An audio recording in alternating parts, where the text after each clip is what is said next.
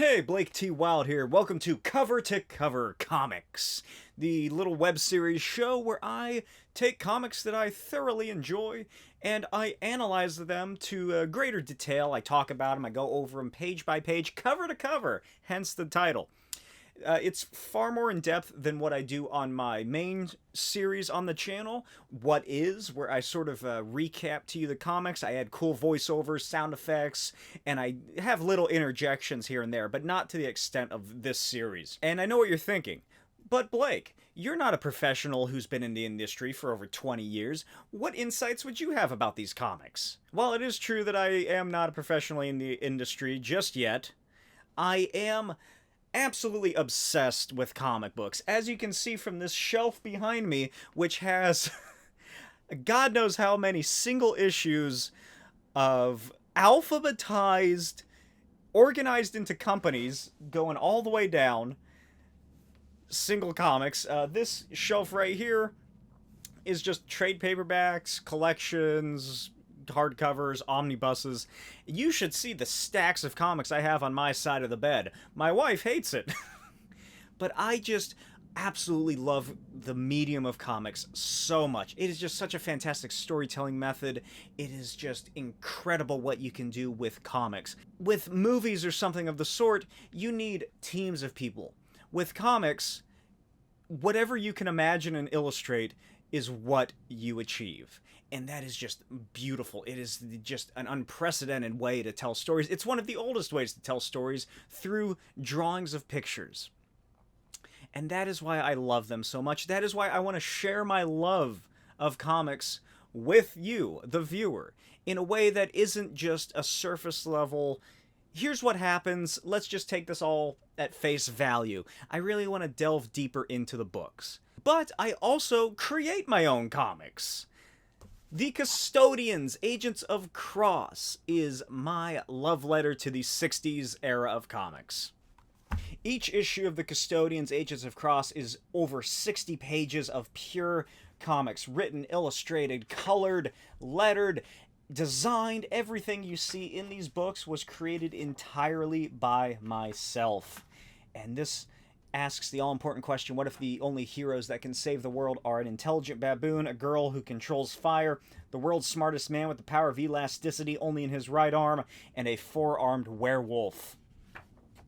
And this just follows their exploits. Like I said, it is a love letter to the 60s, Silver Age, and to all of comics in general. As you'll see as the series progresses to its 6th and final issue. This entire first issue, however, is posted in its entirety on my Patreon, patreon.com/Smokey'sVideos, where you can read the entire thing for only $2.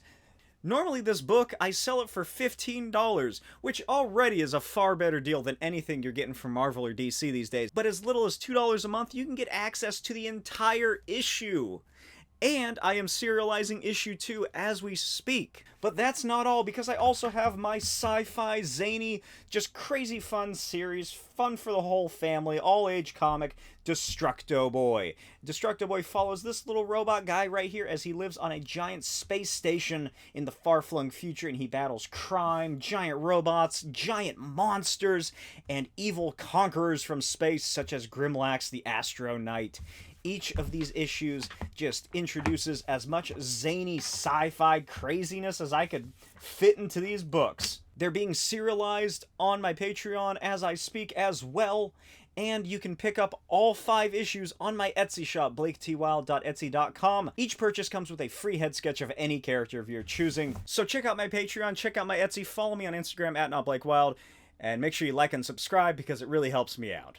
And here is what I'm discussing today. As you can tell by the title of this video, obviously, is Kamandi, the last boy on Earth.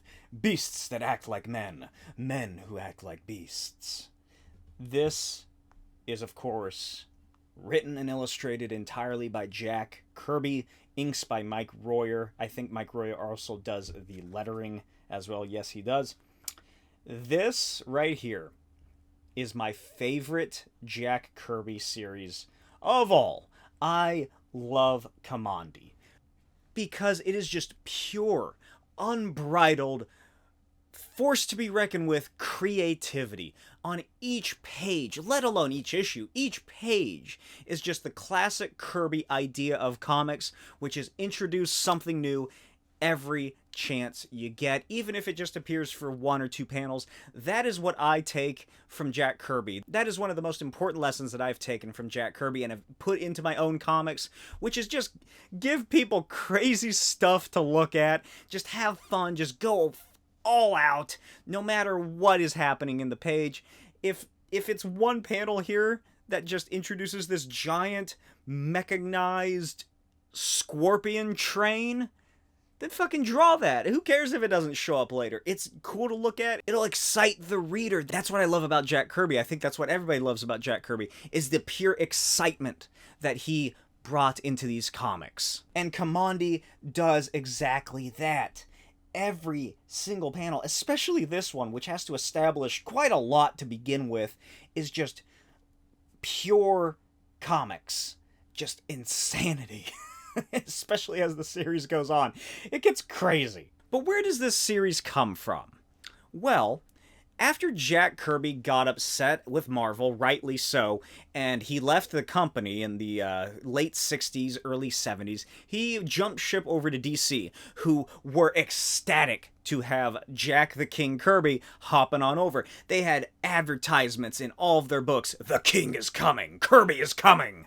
You know, stuff like that. They promised him that he could have whatever series he wanted. He took Superman's pal Jimmy Olsen, and that he could write and illustrate and just create whatever comics he wanted to do. It sounds like the perfect dream come true for a comic creator.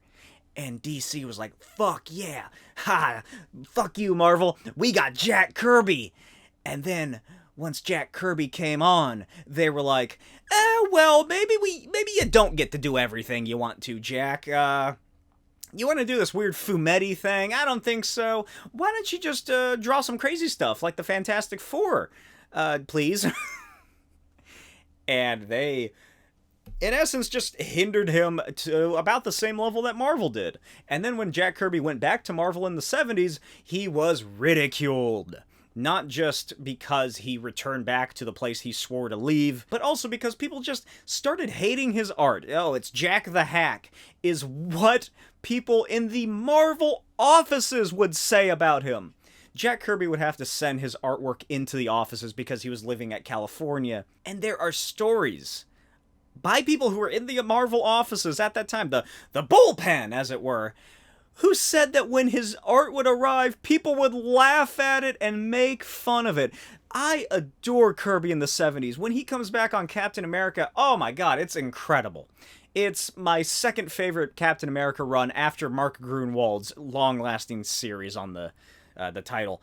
But just the utter disrespect Kirby got.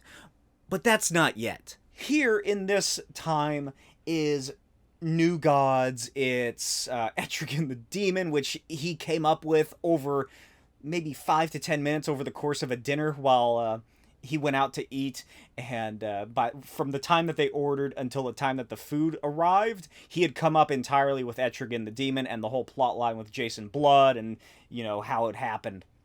What else was he doing at this time? Mr. Miracle, of course. You know, this is Jack Kirby, full throttle. And this, Kamandi, is actually, I believe, if I remember correctly, the longest running series that he had at DC. The other ones got canned, obviously, unfortunately. But Kamandi really struck a chord with people, and it's easy to see why.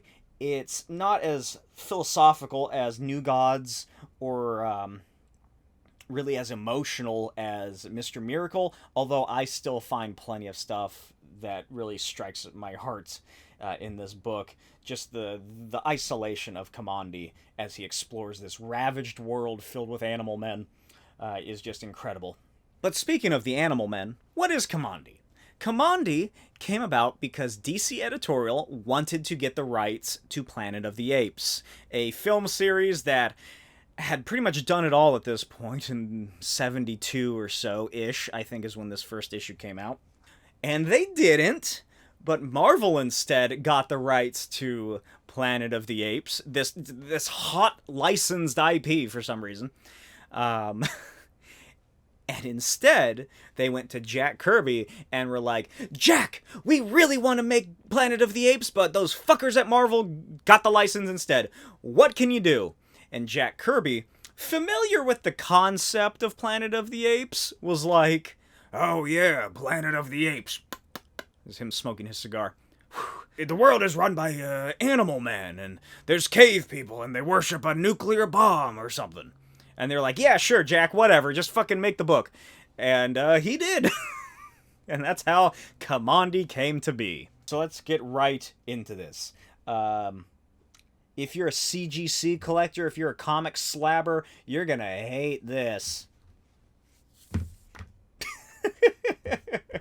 The entire cover is disconnected from my issue. So I'm going to just put this right over here for now. And here it is. Oh, I gotta do it. Oh, the smell of comics. The smell of old comics is just, there's nothing that beats it, is there? So let's get right into this. If you're a CGC collector, if you're a comic slabber, you're gonna hate this.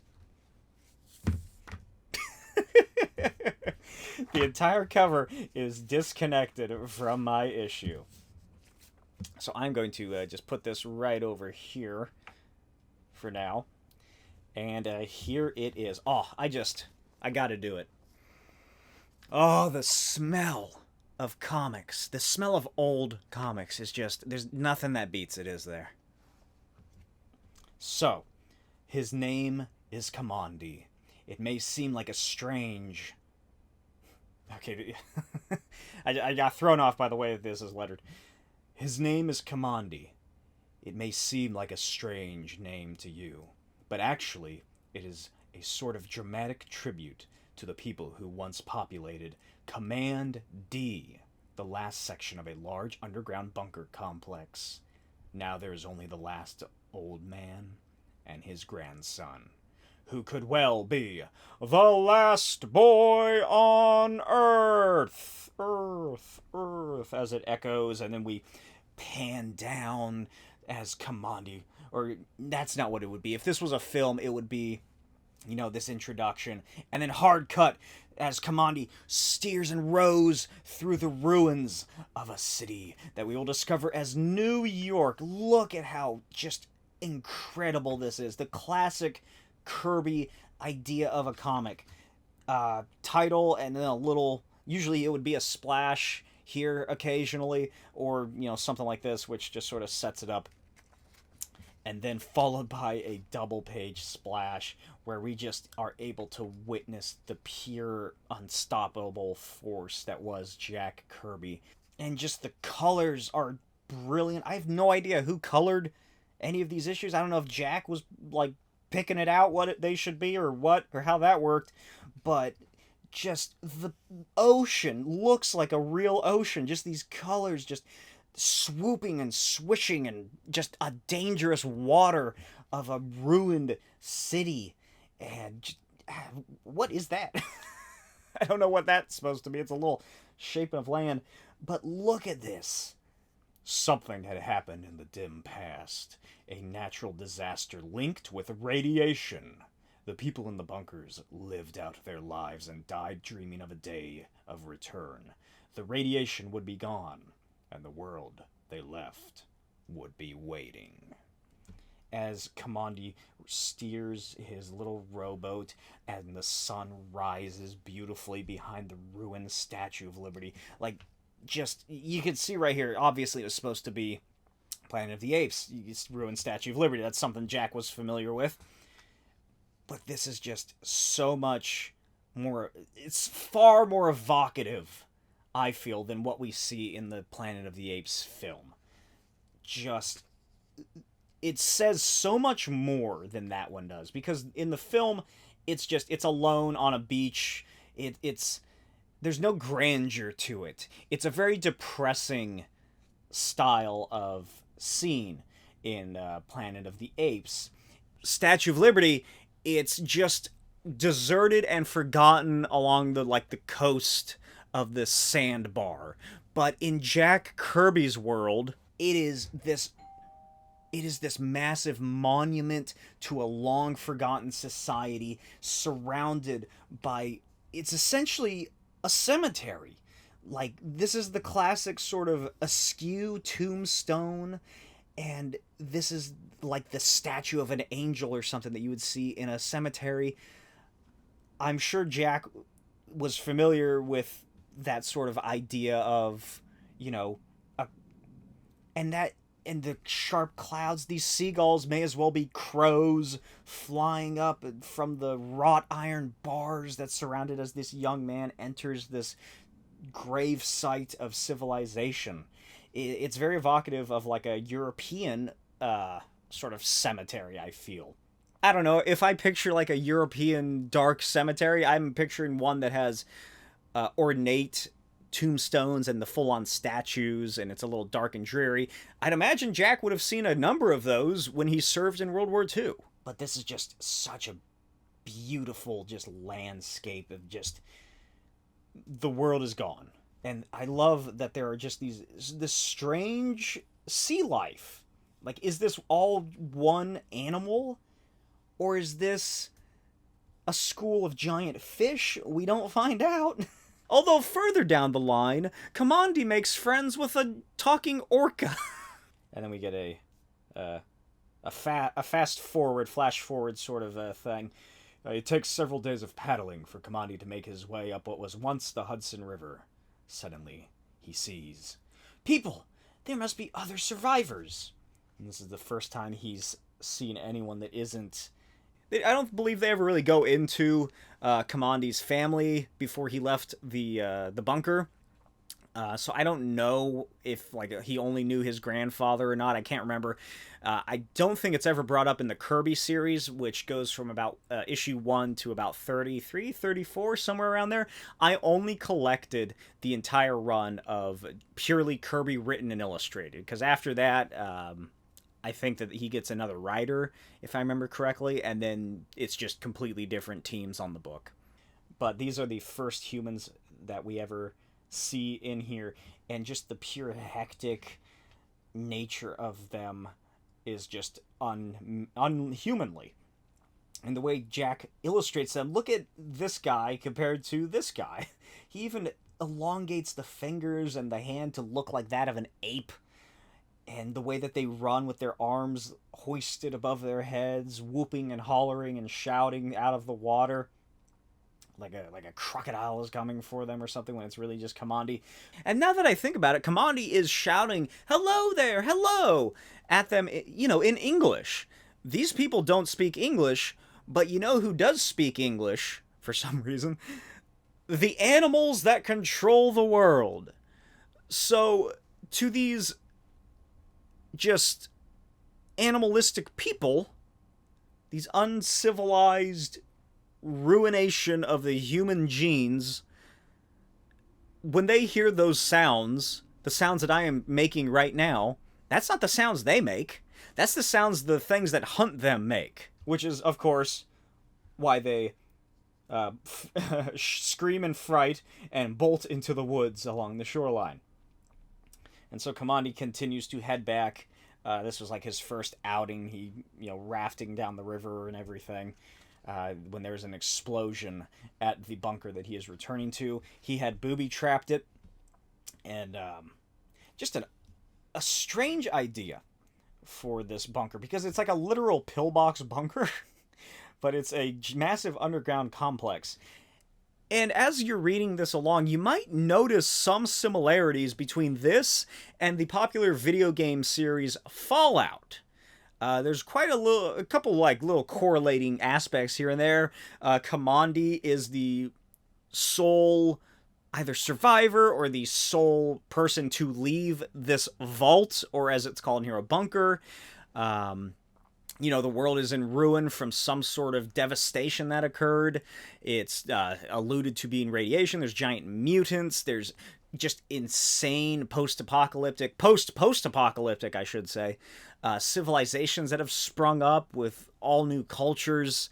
And later in the book, there is a man who, a tiger, who bears the resemblance of Kaiser, and hoists and rules his Roman-inspired empire, just like what happens in the video game Fallout New Vegas.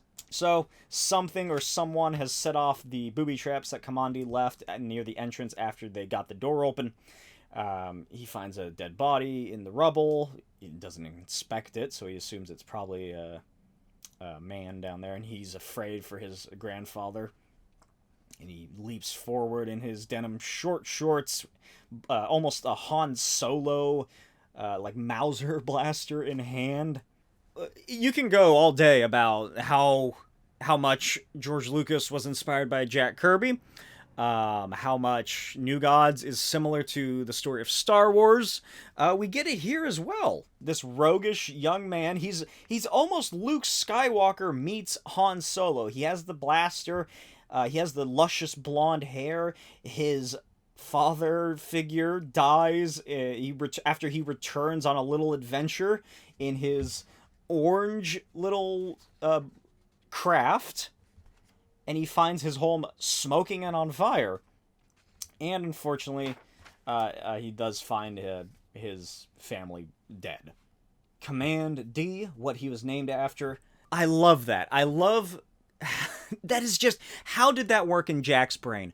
God, I wish I could go back in time and ask him so many questions, just interview him, because nearly every interview you can find of Jack Kirby, it's the problem I have with so many comic book creator interviews, where the people are just asking the same fucking questions again and again. Nothing new is derived. There's no real depth to the questions that they are asking the greatest comic creator of all time. But how did he get to Kamandi? Did he start with the name Kamandi and then work backwards from there? Or was he coming up with the concept of the bunkers system, and they would be called Command A, B, C, D? I'd reckon it's the former, because that just seems to make a little more logical sense. But that is just such a fantastic idea that even the humans who survived the apocalypse, like, they're dressing in just weird garb. For some reason, both Kamandi and his grandfather just wear shorts. I mean, why not? Who are they trying to impress? But it just shows that humanity as a whole is just obliterated. Even the ones that survive. The world has come to crumbles. They're locked inside these vaults, these bunkers, these massive underground complexes. Who knows how many of them there actually are? And the language is being wholly bastardized. Command D is in turn created into Kamandi. It just shows a correlation between the humans on the outside, who more or less just sort of speak through like grunts and like their own devolved language. And we see it happening to the humans who are supposed to be the ones that, you know, are safe. It's happening there too. And that's just a fantastic little bit of world building and just establishing something that's not clearly noticeable from just the surface level. Like, yeah, you get he's named after Command D, but when you really start to think about it, it just becomes so much more. It's like saying, someone says a door is a door, or a rock is a rock. With the imagination, a door is not a door. A door is a gateway to another world. A rock is a asteroid in the hand of a giant that is yourself. And Jack Kirby's imagination was just so pure and a force to be reckoned with that he can come up with something as brilliant as that, and he might not have even intended to. But continuing on, we get this fantastic scene coming up, which honestly is one of the few times that these ad placements really work. Because Kamandi finds his grandfather dead, and he opens fire. He shoots one of the guys 3 fucking times, and then another one comes up. "Stack, where are you? What in blazes?" "Stay back! This time you won't! You won't! You... And Kamandi realizes that humans are no longer on top of the food chain in this world. What a fantastic turn of the page. If this ad wasn't here, that surprise would have gotten wholly ruined. I don't know what it's like in the collected editions, how it's laid out. I don't know if they keep that page turn reveal for chapter 2. A wolf. How fucking cool is that? This is just so climactic. This is cinematic right here. Kamandi, he arrives back. He's racing through. The tension is building and building and building as he's trying to get down to Command D, which I don't know how many letters there are, but it's probably pretty far.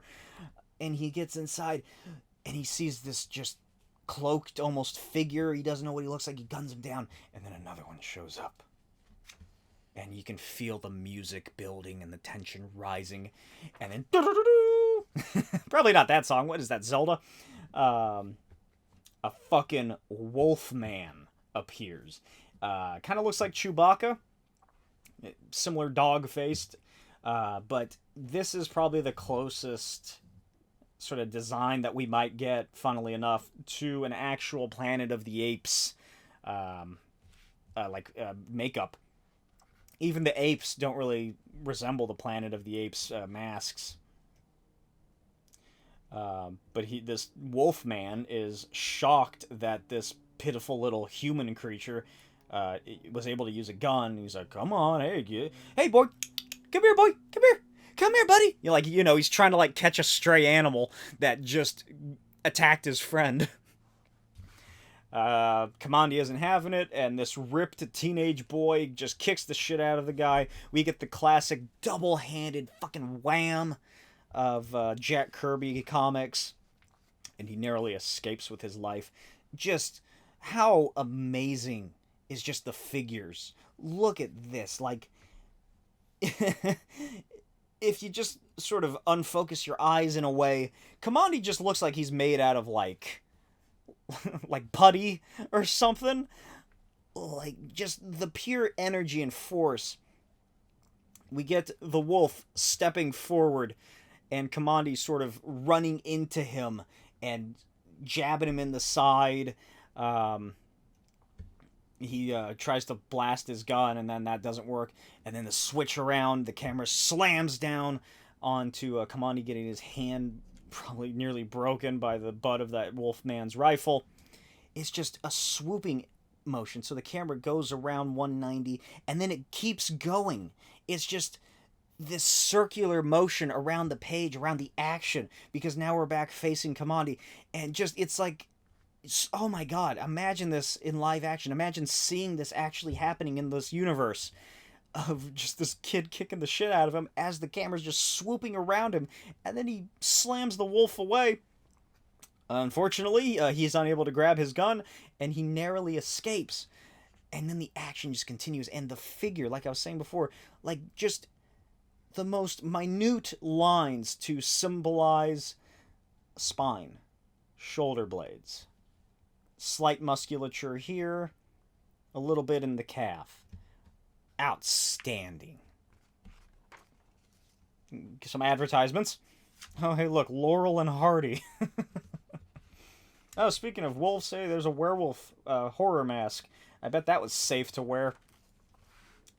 And so Kamandi is chased away, and in this strange sort of area of the bunker that has been flooded, he electrocutes the wolf. In this panel right here, I can imagine a young Mike Mignola looking at this and just being like, yeah, that's what I want to fucking do. Because this is such an abstraction, even for Jack Kirby. Even for Jack Kirby around this time. You barely really do see the wolf man here, as he is just fully electrified, I suppose, by this strange cable. And I like the implications of this strange, red cable that is snapped out of place. Kamandi must know exactly what it's for. It implies that this world is all wholly unlike our own. There's just some kind of, like, what is powering this place that causes this effect? Only something in a Jack Kirby created world. That's what. Kamandi escapes, has nowhere to go, so he steals this strange three-wheeled, looks like it'd be like a farming vehicle or something, I'd imagine. It's another sort of Fallout relation kind of thing, where they have these strange atomic era vehicles, I find. So Kamandi steals their truck because he is his education included the study of military ordnance manuals. So he figures out how to drive, goes a little too fast in the wolf wagon, and as he comes across what was once the New Jersey Turnpike, he sees a sight to behold. And I'm glad that jumping jackrabbits survived into the post-apocalypse. It is a cavalry charge. Men on horseback. For some reason, horses were unaffected. Just speed by as Kamandi whips it off the side of the road to get out of their way. Thankfully, they ignore him as the leader of the Tigers gives orders. They stop somewhere nearby as Kamandi is able to park his car and then head back, loop back around and find him. And this, like I mentioned before, is Great Kaisar of the Tiger Empire that now inhabits the United States of America. And he's almost assassinated. Kamandi stops him, shoots the would-be assassin, and then he's captured. And I guess Caesar likes to collect humans and keep them as pets. So they collect him up and then hoist him on the back of his pony and go into battle against the pirate leopards. For some reason, leopards are all pirates in this universe. And it doesn't go well. Also, another Kirbyism is this almost cosmic control rod kind of device that emits a laser beam out from it. He uses it. The leopard turns to retreat across the fields, but the scepter, which Caesar uses as a mace, also shoots a laser beam. Say what you want about Jack Kirby's writing, but his writing is just like his art. It's full of energy, and it's as epic and grandiose as the events that occur within the pages themselves. And Chapter 3, that is something that I really love about Jack Kirby's comics, is that he loved incorporating these chapter breaks. It's making sure that each story, each comic, has a beginning, a middle, and an end. That's another thing I absolutely adore about Jack Kirby. That's another thing that I take into whole consideration when making my comics, is making sure that each issue, even if it is like a serialized story, has a beginning, a middle, and an end.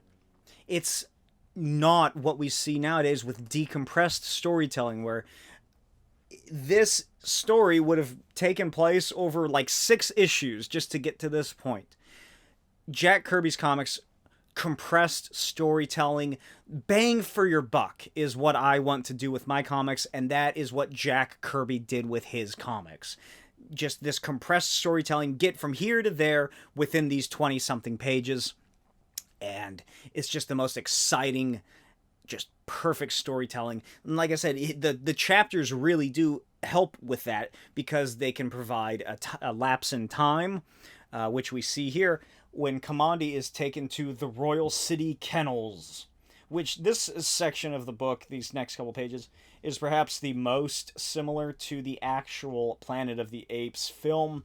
This is very reminiscent of the little like sort of kennel prison cells that the main guy is taken to. And even once Kamandi escapes the bulldog and tiger guy, when he escapes here, it's barely noticeable, but just the way this little hall sort of thing is laid out, this is made of stone, and these staircase that just seems very steep. It reminds me of like the little village set from Planet of the Apes. But again, Jack Kirby just expertly creating a difference between Kamandi and every other human that we've seen so far. Look again how many lines he adds to their contorted, malformed, de-evolved bodies, and the faces that they create and make, the raggedy hair compared to Kamandi's slick, chic, perfect little blonde head. It's just slight little differences. That's just, God, I love it. And the colors. I haven't even talked about the coloring yet. I briefly at the beginning I did with the Statue of Liberty, but I love just the bright, bold, almost day glow idea of these comics. Like, oh my God, everything. Why is this Cable bright red? Because it stands out and it looks cool. Like, Caesar is wearing just these bright purple loincloth sort of thing. It's, if you've never seen Jack Kirby's paintings that he did, oh my God, just the colors are outstanding.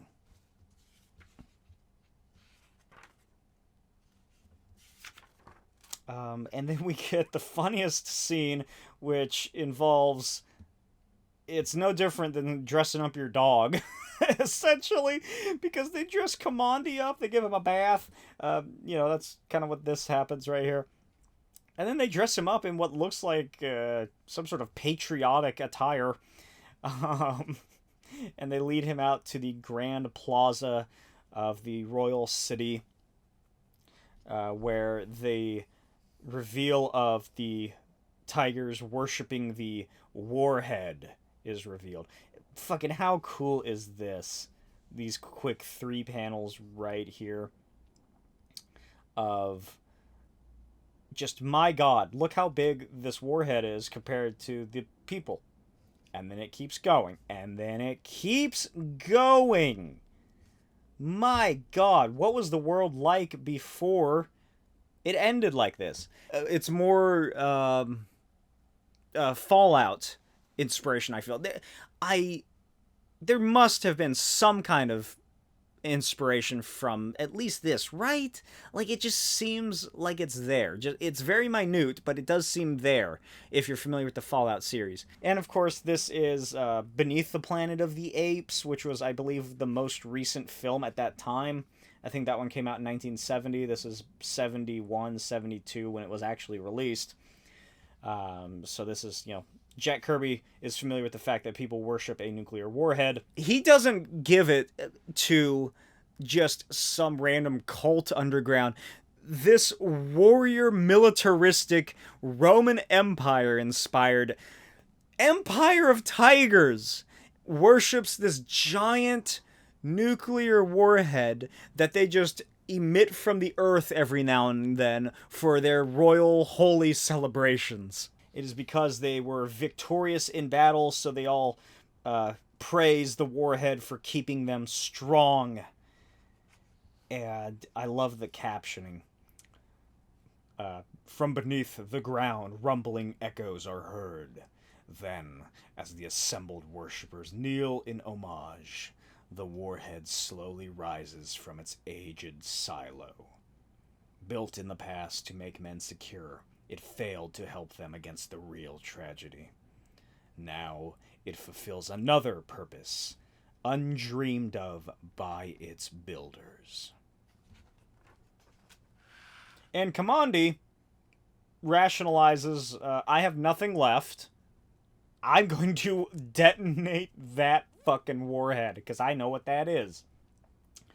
Right here, just super quick. Like I was saying, just compressed storytelling. We honor Dr. Canis, the keeper of the warhead, for his untiring service in its well-being. The work of Dr. Canis is over. I've got plans for that old atomic warhead. And he just breaks into battle, kicks 2 guys in the head, makes a break for it, steals the scepter of Caesar, and tries to just blast the warhead with it, but he is stopped by a dog doctor, who he will later become great friends with. And he is detained by Dr. Canis. who just very quickly essentially says, hey, I'm going to be a main character. Caesar comes over, thanks Canis for stopping the crazy animal. Before Caesar can send it off to be properly trained, i.e. beaten, senseless, Dr. Canis is like, Your Majesty, may I have the animal for a subject behavioral study I am conducting? And he's like, yeah, sure, whatever, go ahead. And later in the laboratory of Dr. Canis, just filled with beautiful Kirby technology and crates and like whatever the hell that is, he gives the rundown that clearly Kamandi is not a normal animal. He is the doctor from Dr. Zaius, Dr. Canis. Bit of a similarity there, I'd imagine. He realizes that Kamandi is not just a wild animal like the other humans are, because he has a survival kit and can use a gun and is wearing shoes. And he asks... He also points out the fact that Kamandi knows what would happen if that atomic missile was blown up. As Kamandi is just like, oh god, I want to die. You're gonna fucking experiment on me.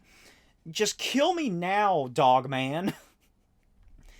But Canis tells him to not be frightened and that he has far greater aspirations for Kamandi. Kamandi walks in and we get another great reveal, which is step in. It's almost a Marty McFly Doc relationship that Kamandi has with Dr. Canis. I love their relationship because Dr. Canis is always making crazy inventions, going on weird journeys. There's this insane storyline later on where they meet an angel, this almost Phoenix Force kind of cosmic entity that comes to Earth. And they're dealing with that for a couple issues. It's insane and beautiful. But Dr. Canis, being a humanitarian, ironically enough, brings Kamandi inside to this extra room where, hidden away, he has a man named Ben Boxer. Great character. He is a tertiary protagonist for this series. It's Kamandi, Canis, and Ben Boxer are the main characters for the most part. And Kamandi is surprised to see a man who actually looks like a human that would have been in one of the bunkers. And in this just epic little scene where he takes off this large suit that he never wears again, I understand why he got rid of it. Kirby got rid of it because it just doesn't work, and his undersuit is just so much cooler. He touches this button on his chest, which activates his cyclo heart. His hand pressure acts as a dampener rod. He's a natural atomic pile. Hold it. Easy on the pressure. Because his body, Ben Boxer, his body chemistry is radioactive, so he's a mutant of some kind. And Ben, kind of says like, "Hey, it's fine. I got no reason to fission," which is just a great one-liner Jack Kirby. Like, what's just the weirdest comic book idea I can put in here? He doesn't need to fission. This is where Canis explains the cyclo heart of Ben Boxer, and then they sort of kind of reference Atom Smasher. It's an organ that also functions as an atom smasher, which is just an insane idea to begin with. Later on, we will see that in this universe, the DC comic book heroes did exist. Kamandi finds a museum that has Superman's costume in it and all that sort of stuff. So at one point in time, this world was inhabited by the traditional comic superheroes that we think of. Atom Smasher probably being one of those. But that also means that Ben Boxer has a cyclo heart, whatever that means at this point, which crushes the very atoms that are inside of it. How nuts is that? Jack Kirby, it's been noted that he he was an avid, voracious reader. He loved getting, like, science magazines and the like popular mechanics, stuff like that. I have no doubt that this was inspired by something that he read in either a, like, pulp fiction, science fiction book, or just what he was reading in his collection of, like, magazines that were discussing possible futuristic technologies. And so Ben puts on the suit, which is made to control radiation, which is a fun little tie-in to the book that I covered on the previous episode of Cover to Cover Comics, Squadron Supreme. Because in issue 2, a character named Nuke, whose powers should be obvious, almost quite similar to Ben Boxer, he is releasing nuclear energy and giving people cancer unknowingly, and so one of the characters constructs a radiation containment suit, which actually looks quite similar to this one. If this one was recolored, it has the bands going around it, just like Nuke's will. Mark Gruenwald is a huge comic fan, and honestly, now that I think about it, I wouldn't be surprised if, like, in the back of his mind, he was like, Ben Boxer should be an inspiration for Nuke. He was, like, flipping through one of these issues. He's like, what should he look like? Maybe I'll... like, what should I have happen to him? Oh, I remember Ben Boxer had a nuclear radiation containment suit. I'll do that. And so it continues. Kamandi is still in just utter disbelief that there's actually a human here. He's just... I love Ben Boxer because he acts as both a parental father figure, but a little more of an older brother figure. Dr. Canis sort of takes that father role, but they're both pretty adequately positive male role models for young Kamandi, that ripped teenage boy. But this is just such a beautiful scene. It just, everything quiets down as Ben de-energizes himself, and he, Kamandi just, like, asks him what his name is, and Ben introduces himself as Ben Boxer, and Kamandi, just in utter disbelief, actually grabs him to make sure that he's not hallucinating. And Ben Boxer says, "It's true, friend. Why, I'm as real as you are." Kamandi doesn't know who this man is or why he is here, but he does know that in the very strange new world he faces, there is now a tiny glimmer of hope. And then Kamandi just... what a rough couple days this has been. He lost his grandfather, the only real other person in his life. He's been enslaved. He's had to kill for the first time, which really freaks him out early on in the book. Let me see if I can find where it is. Like, that's another thing that Jack Kirby just does really well. Look at Kamandi's expression when he is ordering the wolf to stay back, when he realizes it's a horrible wolf man. And just the change of Kamandi's face when he does have to kill the two wolves, just so much, it becomes harsher. The lines become just rigid, and he looks like a just cantankerous old man who's angry at the world. It happens again when he electrocutes the wolf. Let's see. Right here. He looks almost like the humans on the outside world. He just gets angry, and just these violent lines appear all over his face. When you're drawing a young character, minimal lines on the face. If it's a kid or a teenager, you don't want those lines there. Because those lines, even though it makes sense because the human face folds and shapes, folds and shifts and creases, in a comic that doesn't work. They just look old. So when Jack Kirby does give Kamandi those additional features, it's always in times of crisis, in times of urgency and violence. Let's see, where was I at? It happens again here, where he's about to blast the nuclear missile.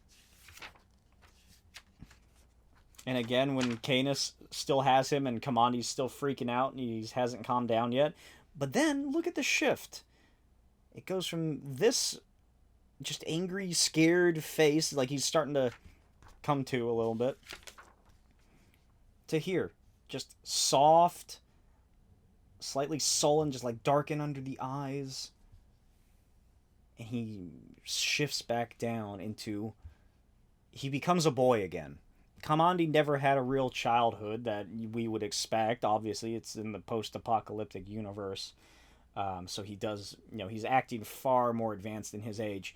But this page right here, this scene, it's just heart-touching. It's a young boy.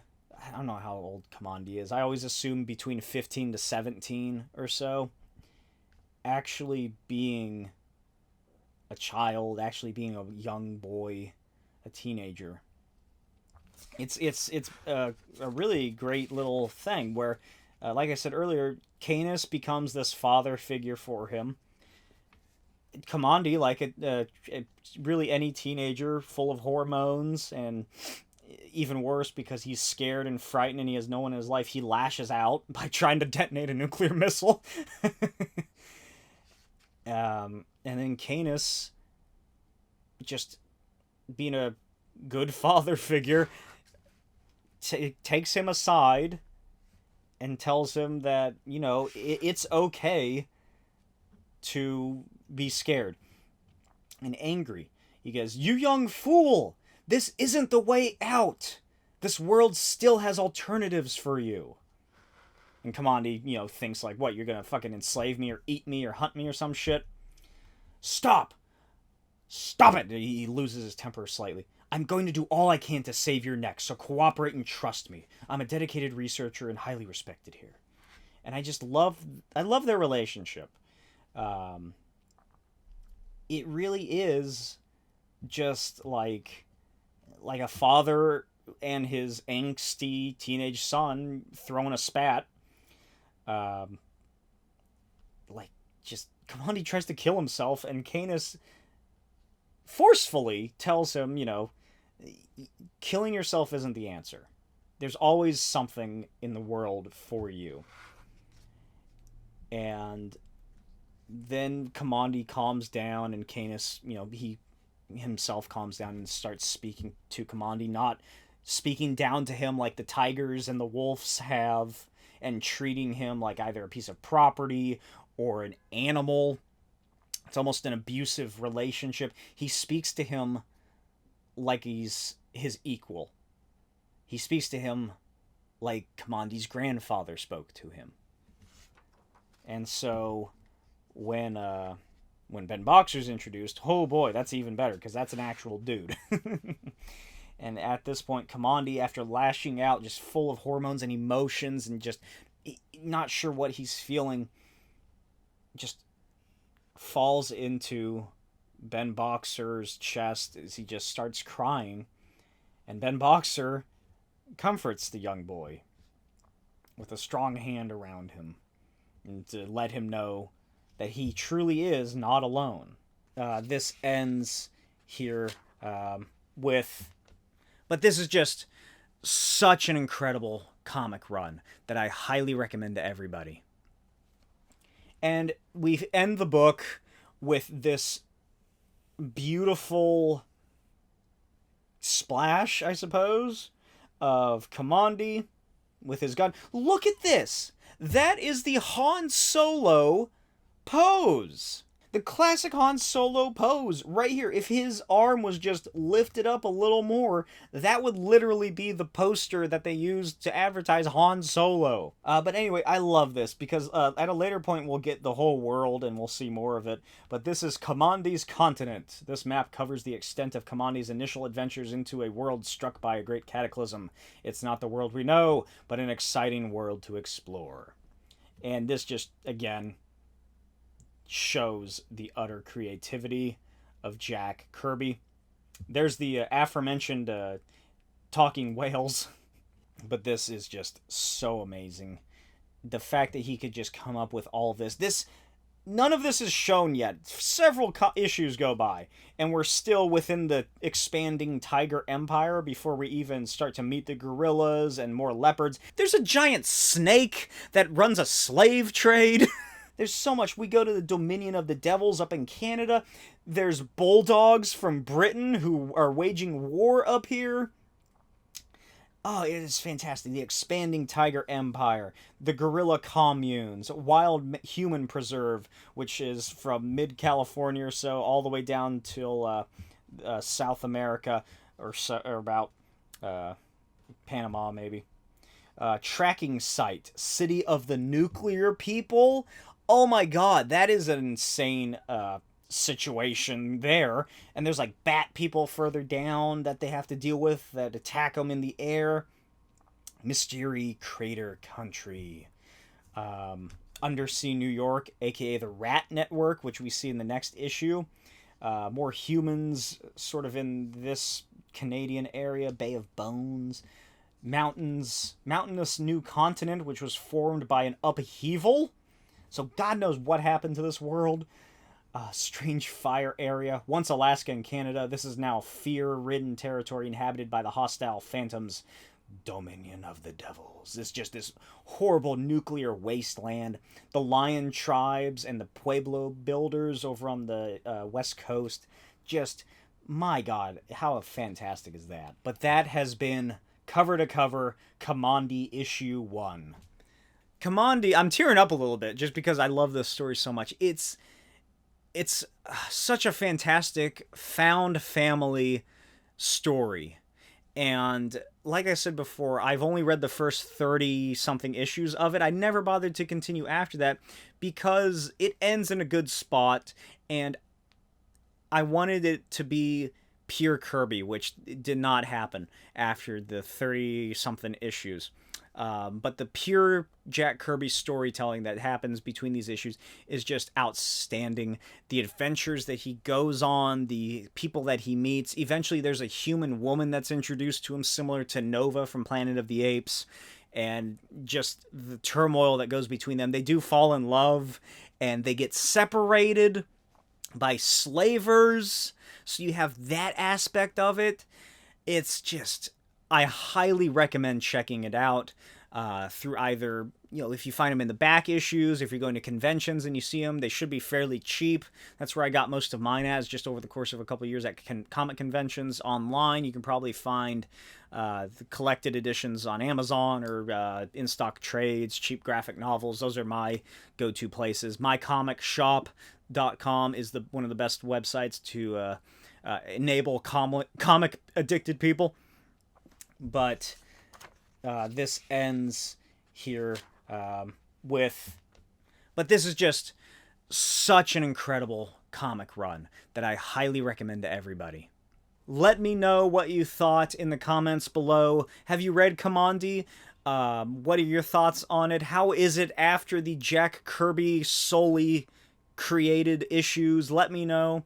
If you have any suggestions in the comments, let me know as well. I, again, highly recommend you check out the series. It is just one of the best from Mr. Kirby himself. As always, check me out on Instagram at NotBlakeWilde. Check out my Patreon, patreon.com/Smokey's videos. And check out my Etsy for actual physical comics and some posters I need to get listed up on there. BlakeTWilde.etsy.com. On my Patreon as well, you can find behind the scenes of my own comics, The Custodians, as I'm making it in the process, audio commentaries, early access to videos when available, and of course the comics and art. And I will see you next time when I go cover to cover. Bye.